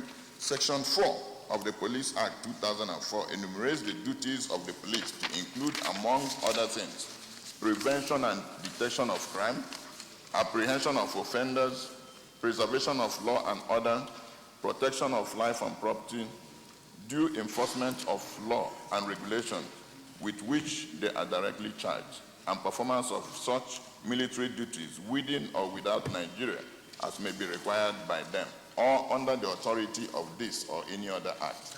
However, an analysis of the Police Act and other regulatory policy documents governing the internal and external workings of the Nigerian Police Force reveals a preponderance of discriminatory regulations and workplace practices that reinforce gender discrimination. The examination of gender issues cover various spheres of policy and practice ranging from language, recruitment, training, posting to marriage, pregnancy, and childbearing. Many of the police regulations, particularly Regulation 122, 123, 124, and 127, are overtly discriminatory to female police officers. Specifically, the current regulation states that 122, employment of women police in offices.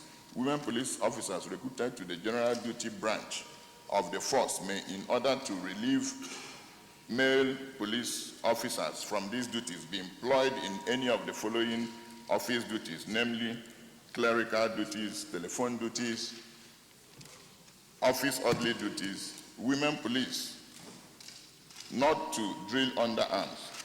A woman police officer shall not be called upon to drill under arms or take part in any battering or riot exercise.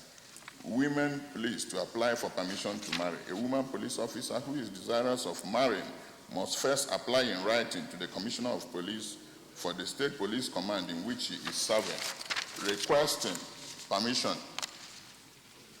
to marry and giving the name, address, occupation of the person she intends to marry. Permission will be granted for the marriage if the intended husband is of good character and the woman police officer has served in the force for a period of not less than 3 years. Pregnancy of unmarried women police. An unmarried woman police officer who becomes pregnant shall be discharged from the force and shall not be re-enlisted except with the approval of the Inspector General. The above regulations of the Police Act were enacted in 1968 at a time when the societal attitude to women in the workplace was very different from what it is today. This is more so as there is no rational justification for the imposition of this discriminatory provision, since they do not in any way and manner promote the efficiency or discipline of the female police officer. And today, women occupy very senior roles in the police and have shown themselves to be just as competent and as disciplined as their male counterparts, or even more.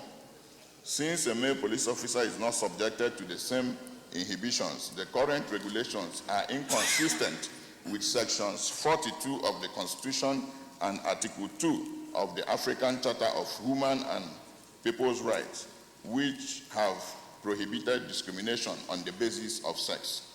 There is therefore a need to expunge the above regulations, and it is not reasonably justifiable in a democratic state like Nigeria, which has domesticated the African Charter on Human and People's Rights and ratified the protocol to the African Charter on Human and People's Rights on the rights of women in Africa and the Convention on the Elimination of all forms of discrimination against women.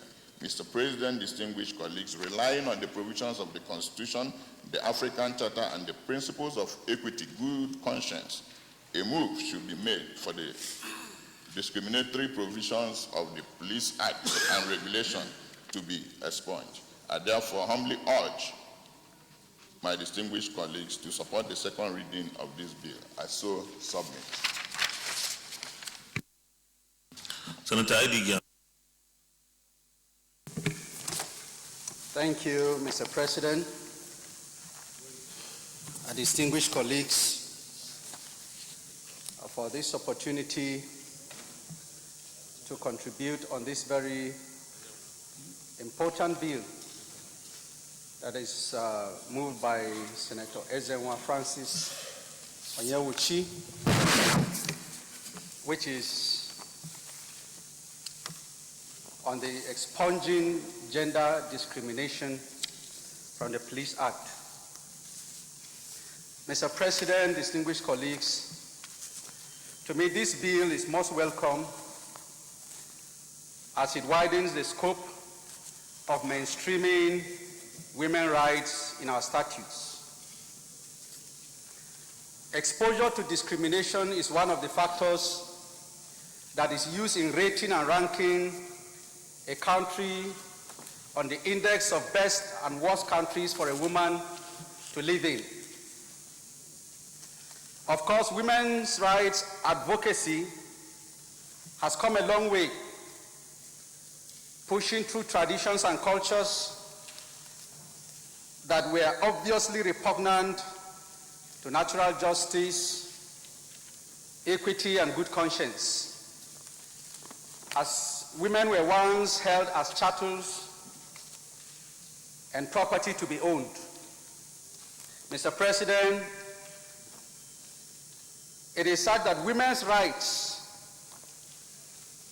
such as protection from sexual harassment, the right to vote and be voted, the right to hold public office, equal rights to family law, reproductive rights, and so on, are today a reality.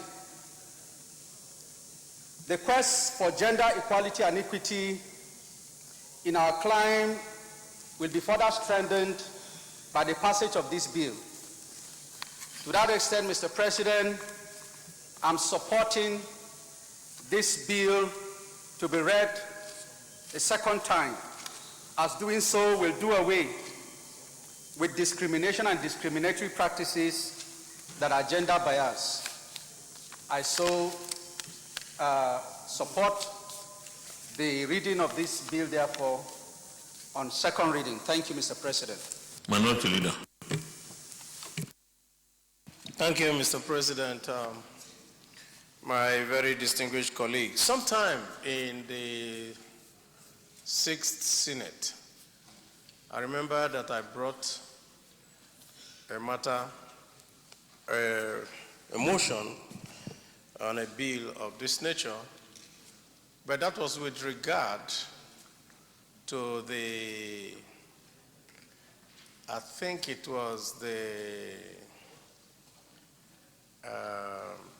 another form, either it was immigration or it was prisons, because they all have the same type of laws that were done during the colonial times. I think that time I brought it pursuant to a petition that was brought by a constituent of mine who was not allowed to marry because the force felt that the person she had brought out to marry did not have the, I think they said he didn't have a job and therefore was prone to crime or something like that. It wasn't that he was a criminal, but because he didn't have a job. So it was such a very difficult thing, and this is the kind of things that you find that is being tried to be cured by the amendment of this Police Act. I fully support this bill, that we can amend this law so that we can give dignity to our female folk, and to also ensure that what a man can do, a woman can also do it. It's very strange to find such provisions in the Police Act, which is discriminatory in the sense that the male counterparts don't have the same restrictions. A male counterpart can marry a criminal. Nobody will go to check whether the woman he wants to marry is a criminal or not. A male counterpart does not need to write to ask for permission and, such manners of those type of things. And of course, the question of not being able to bear arms and all that. And if you check today, you will find that in the detective cadre in the police, there's no woman there, because they restrict them all to, and it doesn't mean that they don't have the same brains like we as men do have. So I fully support this this bill, so that we can bring everybody to equal as the Constitution speculates. I so support. Senator Stella Odwa.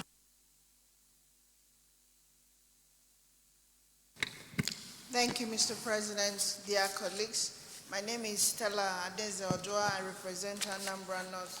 Mr. President, I want to thank my brother, the mover of this very wonderful and sad, extremely sad bill. Mr. President, it is a known fact that when they sent out the statistics last year and year before that 70% of students that came out with A class and B were female, 70%. Mr. President, it's also a known fact that when you want something done and done well and done efficiently, effectively, and diligently, you look for a female. If you want something discussed and blabbed about, then you look for men. But having said that, Mr. President, this discrimination is against our Constitution. And the fact that this bill is not coming from the police, I'm really shocked. But again, Mr. President, I don't understand, and I think we should take this very serious. Like the minority leader has said, it's not peculiar to police. All agencies, all law enforcement agencies, and globally, in UK, in all European countries, the best law enforcement personnel are female, because they've been trained to do so. But we are not doing that in Nigeria, and I think it's not fair. And so when I use the word not fair, it's not even strong enough. It's not human to do what we are currently doing to these people. How can you say that a woman should take permission before she gets pregnant? But when he suits her boss, he will impregnate her.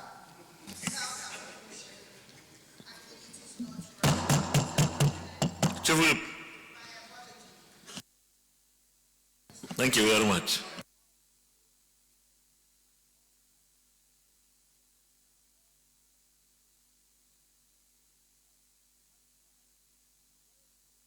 Thank you.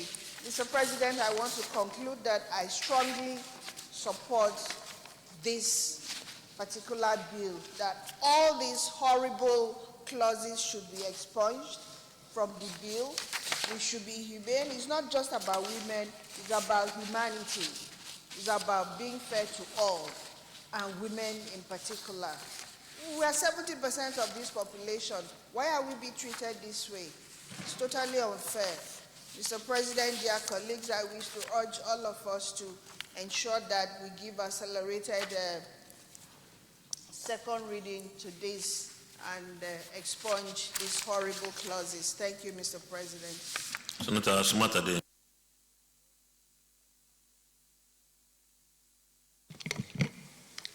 Mr. President, I rise to support the prayers in the amendment of this bill, and to say, Mr. President, all the oppressive, undemocratic, and uncivilized provisions that are outdated and indeed against the content and spirit of our Constitution. Nigeria is a democratic society, and there shouldn't be any provision that will make the women to be seen as second-class citizens. In the first instance, Mr. President, I find it difficult to comprehend that we have these provisions in the Police Act. I'm sure there must have been the carryover of the colonial master provisions for the Nigerian police when we used to have the native police in Nigeria. I want to commend my brother who is making this provision, the proposal for the amendment of this act. But Mr. President, perhaps because we're talking about the police, I want to say one or few things about the force. Mr. President, just some few days ago, I was coming from Lokoja around 1:30 a.m. and I saw young boys between the ages of 30, 35, about 100 of them riding on a motorbike. I was with a colleague of mine from the House of Reps.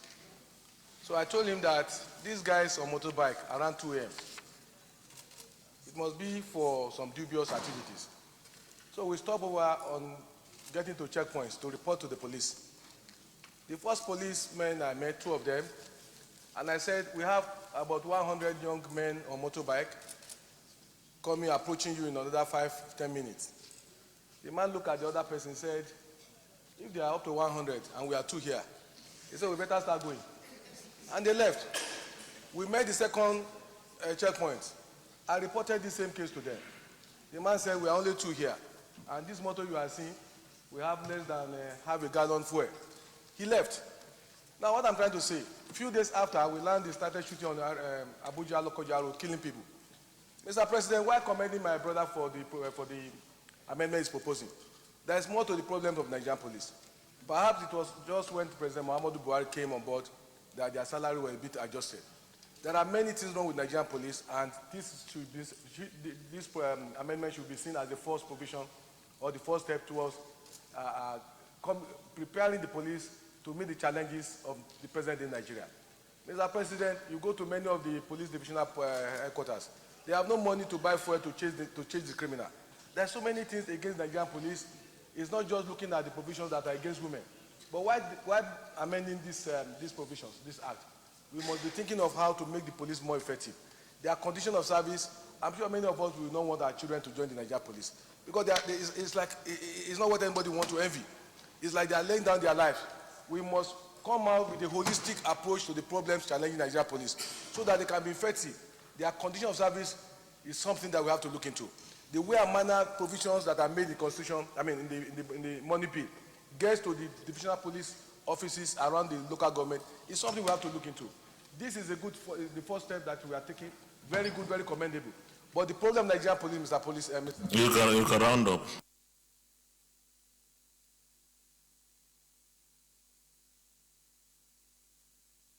condition of service that will encourage us to be able to encourage our people, our members of our family, to join the Nigerian police. I so submit, Mr. President. Senator Otazi. Thank you, Mr. President. I am Senator Chukwuka Otaze. I represent the good people of Enugu North Central District of Enugu State. I want to thank my brother Ezenwa for bringing attention to these odious clauses that are in existence. Like my brother has said, vestiges of colonial administration that are still left behind. Mr. President, my heart is pained, to learn that up to this extent in our development, that in our statute books, some clauses like this are still lurking inside them. Beyond what we are doing here today, I'm of the opinion that the Law Review Commission, as a matter of urgency, in addition to this, should look into all our statute books concerning that concern the uniformed agencies in the country, and expunge and remove them from our statute books. Is dehumanizing. Beyond the section 42 of the 19th Constitution as amended, that discuss about the discrimination based on sex as cited by Ozenwa, is section 34, rights to dignity of a human person. And with I can permission, Mr. President, I read section 34(1). Every individual is entitled to respect for the dignity of his person, and accordingly, A, no person shall be subjected to torture or to inhuman or degrading treatment. B, no person shall be held in slavery or servitude. For me, these sections that we have quoted here are all concern our women, and this is odious, and they should never be. Mr. President, this is a society that want to bring the dichotomy between males and females is not something welcome. We are entrenched so much about our culture and traditions here, but we have come of age that we have to put all these things behind us. I can't imagine my beloved daughter. I have only one daughter. That anybody can make my daughter to look that is second class. In my home, Mr. President, I'll tell you, my daughter is my first issue in my family, and I've always told the siblings under her that this is number one, that nobody can deprive her of her position in life given to her by God, and that she doesn't, that all the males that behind her cannot dictate. She's the head after myself and my wife. I feel burdened and worried that in this society we are still talking about female and male. Is something that we should abrogate and very seriously do that, Mr. President. And I believe that the first step of doing that is this, that is before us here. And then the Law Commission to go back and remove all these things and remove all this discrimination against women. I thank you so much, Mr. Senator Okejeff. I thought you raised your hand. Huh? Thank you, Mr. President. Okejeff. I represent Benue Northwest. Mr. President, I raised my hand very early.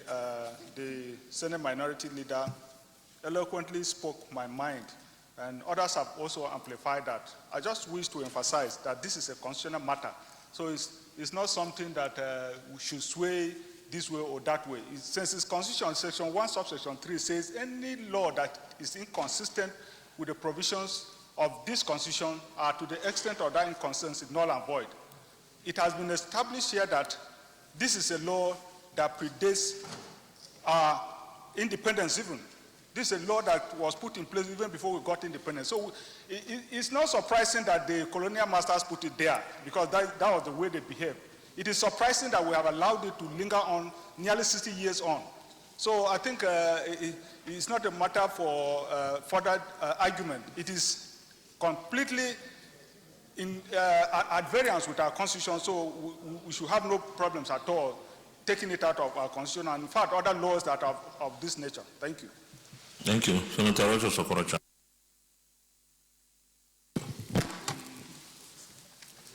Mr. President, I think the issue has been overflowed. We all sense the same thing, that there's need for us to support this bill. But the last speaker made a very key point. And we have often said in this place that we need a constitutional review.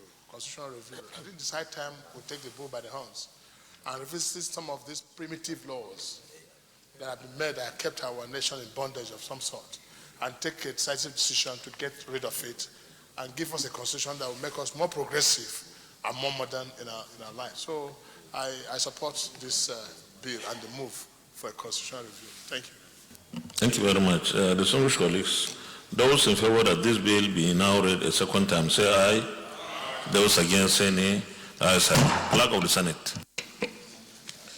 Mr. President, distinguished senators, the bill for an act to amend the Police Act, Cap P19, Laws of the Federation of Nigeria, 2004, and expunge the gender discriminatory provisions of regulations 122, 123, 124, and 127, and for other related matters, 2019, second reading.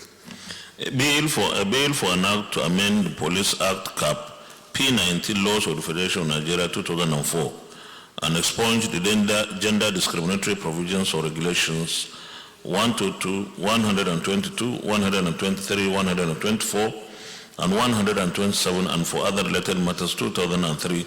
Second reading taken, and the bill is referred to the Senate Committee on Police Affairs to report back within 4 weeks. Thank you very much, distinguished colleagues. This is a very important bill, but let me remind us that the provisions here are contrary to the provisions of the Constitution. So maybe it took us this long to see and realize that this is not supposed to be part of our laws. But I will also encourage us to look back into the other services, the immigration, the prison service, and other similar paramilitary agencies, to find out if this kind of obnoxious systemic discrimination against women are there, so that we are able to deal with them expeditiously. Thank you very much. Leader of the Senate. Leader, you stand down to consideration of all other items on the order paper till another legislative day. Do I need a motion? We have not extended time. So you do that. You move the motion. Mr. President, in view of the need of the Senate, I move that all other items of the agenda be stood down to the next legislative date. Minority Leader. I so second. Distinguished colleagues, those in favor that all other items on the order paper be stood down till another legislative day, say aye. Those against, say nay. The ayes have it. Leader of the Senate, move for motion. For adjournment. I hereby move the adjournment of the proceeding or the session to the next legislative date. Thank you, Mr. President. That's a very clever one. Of course, the next legislative day, is September, Tuesday, 17th, yes.